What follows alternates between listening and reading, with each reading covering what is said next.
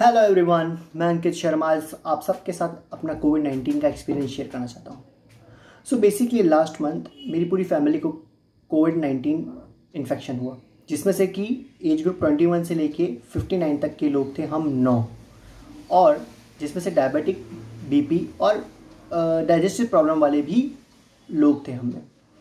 So basically हमारे साथ क्या हुआ, ये सब एक्सपीरियंस मैं आपके साथ शेयर करना चाहता हूँ, क्योंकि मेरे को बहुत लोग पूछ रहे हैं कि कोरोना के क्या सिम्टम्स होते हैं, क्या क्या कुछ रहा पोस्ट कोविड, और ये सब चीज़ें मुझे लगा कि बेटर रहेगा कि मैं कुछ वीडियोस बनाऊं, वो आप लोगों के साथ शेयर करूं, ताकि आप लोगों को सब कुछ हेल्प मिल जाए अगर इन केस किसी को कुछ कोरोना होए, क्योंकि इन्फेक्शन बहुत तेज़ फैल रहा है एट प्रेजेंट इंडिया में। उसके लिए मैंने 3 to 4 कैटेगरी में वीडियो बनाए। एक वीडियो मैंने बनाया है जिसमें कि मैं आरोग्य सेतु ऐप के बारे में दिखा रहा हूँ स्क्रीनशॉट के साथ, कि आरोग्य सेतु हेल्प कितनी ज़्यादा कर सकती है आपकी एट प्रेजेंट सिचुएशन में। एक वीडियो मैंने बनाया कि अगर आपको कोरोना हो तो आप होम क्वारंटाइन पे हो या स्टेट क्वारंटाइन में हो, तो आपको क्या चीज़ों का ध्यान रखना चाहिए, बिकॉज मेरी फैमिली हाफ होम क्वारंटाइन थी और हाफ स्टेट क्वारंटाइन। सो ये आपके लिए काफ़ी यूज़फुल रहेगा।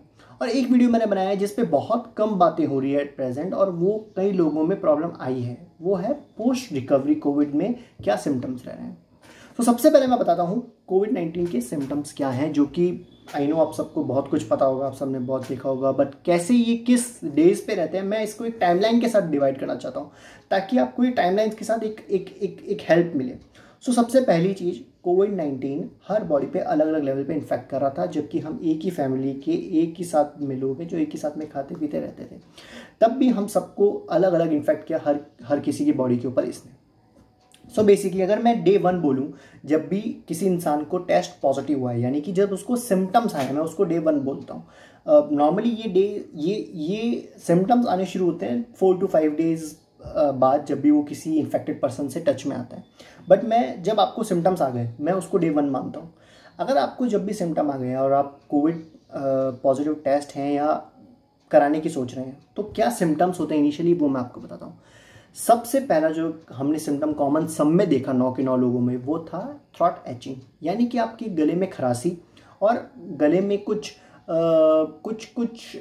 चुभन सी होती है, जो कि डिफरेंट होती है टॉन्सिल से। इसके अंदर ये होता है कि आपको साथ साथ में एक फीवर भी होता है, और फीवर भी लाइट, मतलब कि इनिशियली कम रहता है, इतना तेज फीवर नहीं आता, हाई फीवर नहीं होता इनिशियल में। और उसके साथ साथ में बॉडी पेन होता है, यानी कि आपकी बॉडी में एचिंग होती है, जॉइंट्स पेन बोलूँ या मैं थकान बोलूँ, टाइटनेस जो होती है बॉडी की, वो होती है। तो ये एक इनिशियल सिम्टम्स है जो कि हमने मोस्ट कॉमन पाए सब में ऑन डे 1 और डे 2 ऑफ इन्फेक्शन। जब भी आपको इन्फेक्शन हुआ है उसके फर्स्ट और सेकेंड डे पे, मतलब जब आपके सिम्टम्स बॉडी में डेवलप हुए हैं उसके।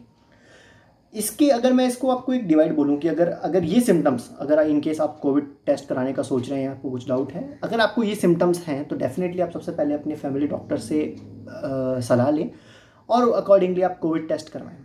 अगर आपकी ये सब पॉजिटिव आता है, तो फिर मैं आपको बाकी सिम्टम्स बताता हूँ कैसे कैसे कब कब आते हैं।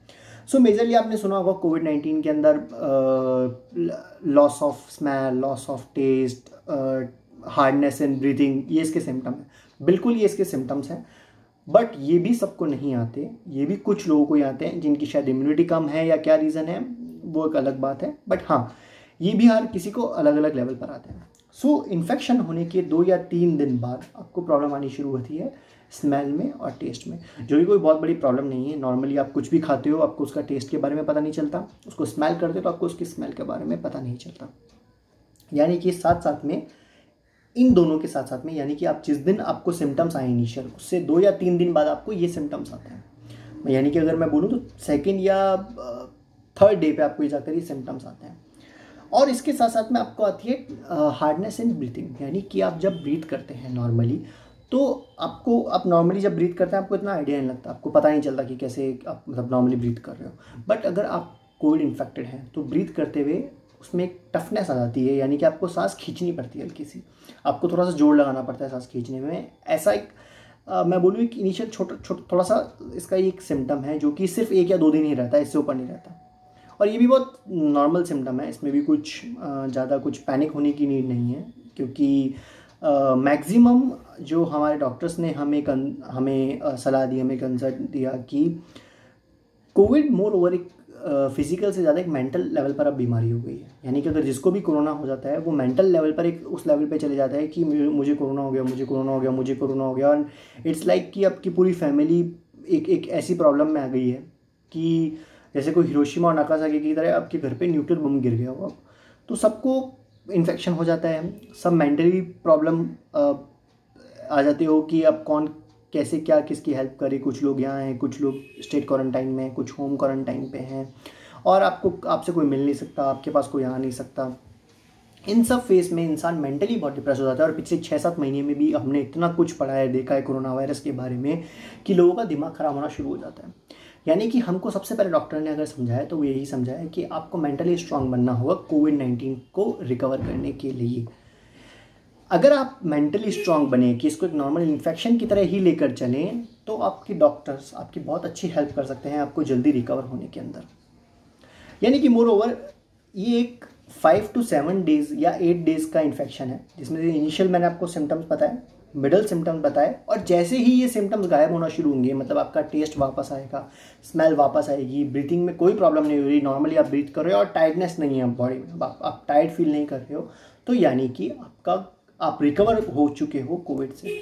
बट इसमें भी ज़रूरी नहीं है कि आपकी रिपोर्ट नेगेटिव ही है कि हाँ भाई मैं तो अब मेरे को कोई सिम्टम नहीं है, मेरा टेस्ट कर लो, और टेस्ट के अंदर स्वैब टेस्ट में मेरा पॉजिटिव आ रहा है अभी भी।